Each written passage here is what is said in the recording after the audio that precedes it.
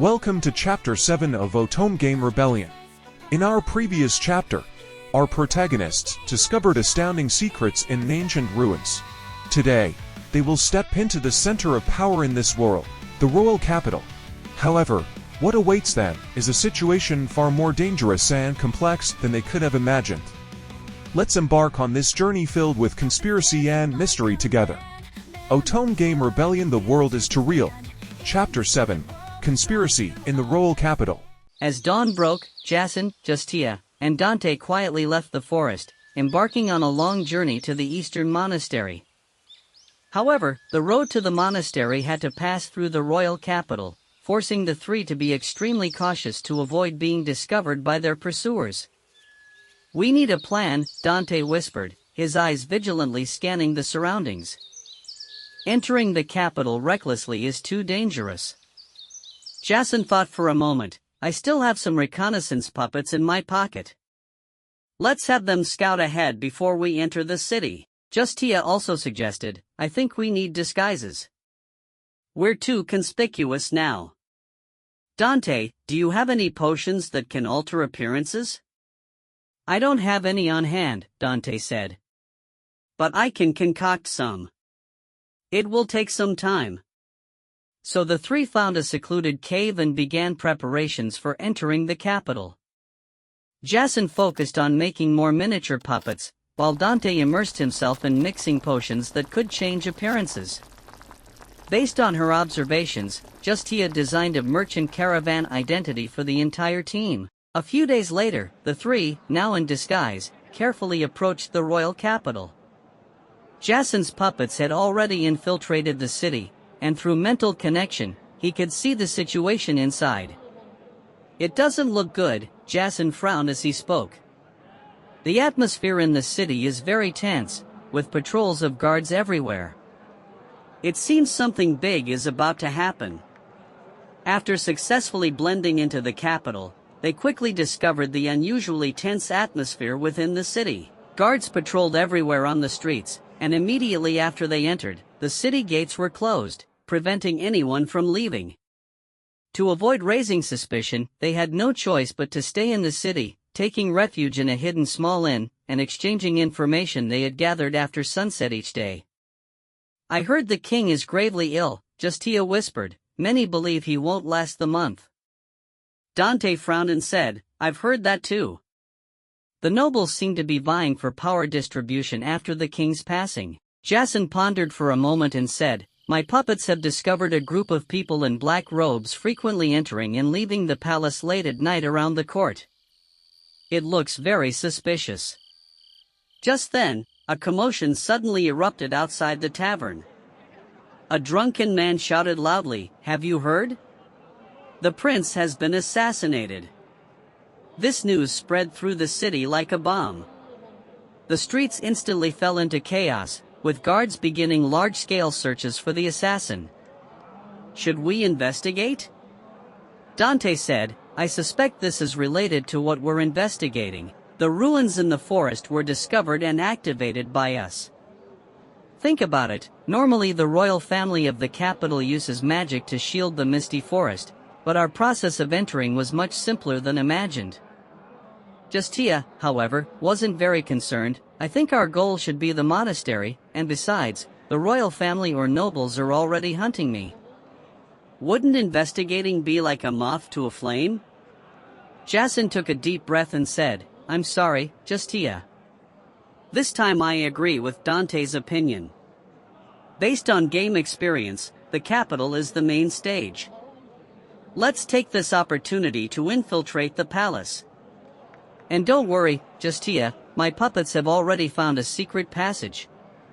Seeing Jasin's determined gaze, Justia didn't argue further. "All right, if you say so." As night fell, the three secretly infiltrated the palace. With the help of Jasin's puppet reconnaissance, they successfully avoided most of the patrolling guards. However, as they delved deeper into the palace interior, a strange atmosphere permeated the air. "The magical fluctuations here are odd," Dante said in a low voice. "It's as if something is interfering with the entire space." Suddenly, one of Jasin's puppets sent an alert. Someone's coming. He hurriedly signaled his companions to hide. The three quickly hid behind a giant stone pillar, holding their breath. They saw several people in black robes hurrying past, talking in low voices, their tones tinged with anxiety. The ritual must be completed on the night of the full moon, one of them said, otherwise, everything will be in vain. But the prince's death might raise suspicions, another responded worriedly, we must speed up our progress. Following the direction the black-robed figures left, the three cautiously advanced. Finally, they came to a large door carved with mysterious runes. Low chanting sounds came from behind the door. Jasin had a sudden inspiration and let a miniature puppet slip through the door crack. Through the puppet's eyes, they saw a shocking scene, a group of black-robed figures surrounding a huge magic circle, with a strange glowing device floating in the center. That device. Dante frowned, it looks like some kind of magical artifact, but I've never seen such a complex structure. Justia whispered, it seems to be absorbing the magic of this land. This might be related to what we're investigating. Could the magic of the misty forest be ineffective because of this device? Just then, a familiar voice came. I knew you would come. The three turned around, surprised to find Alan Grin standing behind them, his face bearing a complex expression. Alan? What are you doing here? Jasin couldn't believe his eyes. Alan smiled bitterly, I've been searching for a way to change this world. Now, the opportunity is right before us. You mean you're also involved in this conspiracy? Jasin asked warily. Alan shook his head, things are not as simple as you imagine. The truth of this world is far more terrifying than you know. What do you know? Dante pressed, what is this ritual for? Alan was about to speak when the chanting behind the door suddenly became urgent. A dazzling light shot out from the door crack, and the entire palace began to shake violently. Alan spoke urgently, we don't have much time. Do you want to understand the truth with me? If you want to know, follow me. The three fell into a brief silence, each weighing the situation before them. Finally, Jasin spoke up. We came here to seek the truth, he said firmly. This ritual is clearly unusual. We can't risk letting it complete while we remain ignorant. Justia nodded, we should at least find out the purpose of this ritual.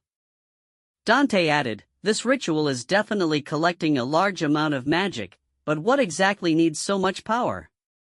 After a brief discussion, they decided that Jasin and Dante would follow Alan, while Justia would use her stealth skills to hide in a dark corner and act as needed. Just before they split up, Jasin quietly made a few miniature puppets and gave them to Justia. Keep in touch, he whispered, if there's any danger, notify us immediately. Justia nodded and then disappeared into the shadows. Jasin and Dante followed Alan, descending along a hidden passage. Where are we going? Dante asked, vigilantly observing their surroundings. Alan answered mysteriously, to meet someone who knows all the secrets of this world. As they continued to descend, the temperature around them gradually increased. Finally, they arrived at a huge underground cave. In the center of the cave was a massive mechanical device, emitting a faint humming sound. This is... Jasin was too surprised to speak.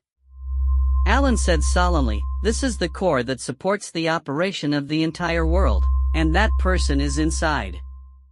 Just then, the mechanical device suddenly emitted a piercing noise, and a holographic image slowly formed. It was the image of a man, but his appearance made it difficult to judge his age. His facial features were clear and youthful, but his eyes were as deep as ancient wells, as if having weathered countless years.